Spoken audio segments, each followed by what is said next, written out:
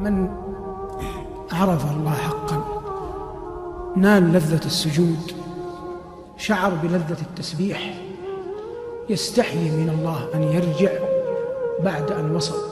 جاء في الحديث عن أبي داود إن نوحا لما حضرته الوفاة جمع بنيه فقال: يا بني أوصيكم باثنتين وأنهاكم عن اثنتين، أوصيكم بلا إله إلا الله، فإن السماوات السبع والأراضين السبع لو كن كحلقة مفرغة لقصمتهن لا إله إلا الله، وأوصيكم بسبحان الله وبحمده فإنها صلاة كل شيء وبها يرزق الخلق، وأنهاكم عن الشرك والكبر.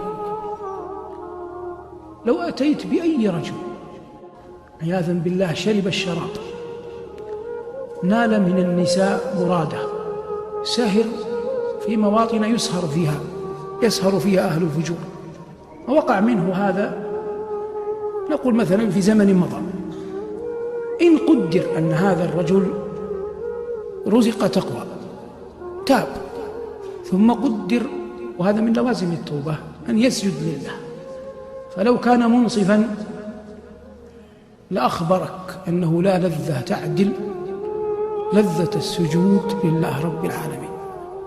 يعني الحمد لله على فضله وكرمه، نسأل الله حسن الختام، عصمنا الله من اللذات الحرام صغارا وكبارا.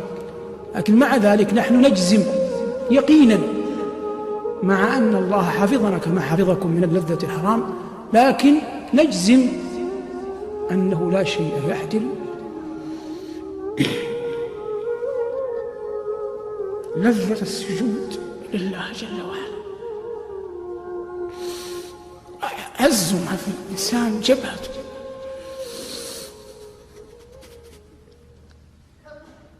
فإذا ارتضى أن يجعلها في الأرض في التراب إجلالا لله فإنه لن يحرم من الله رحمة.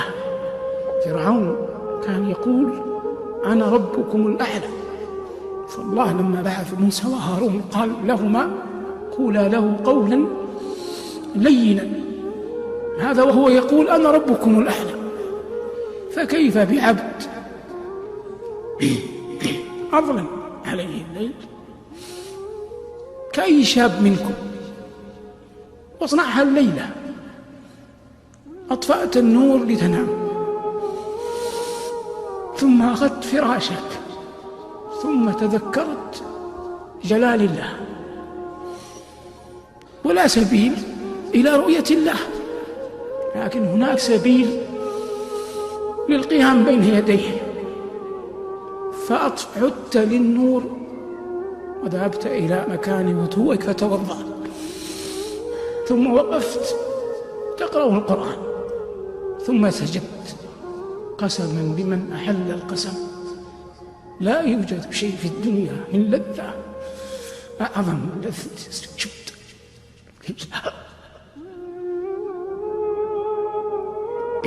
الله يقول لنبيه: وتوكل على العزيز الرحيم الذي يراك حين تقوم وتقلبك في الساجدين.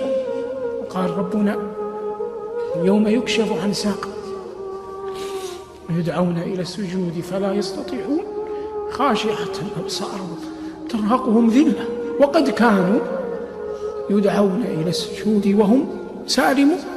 أنت الآن تدعى للسجود وأنت سالم، فحتى تستطيع أن تسجد يوم القيامة اسجد في هذه الدنيا اختيارا وأنت تريد وجه الله.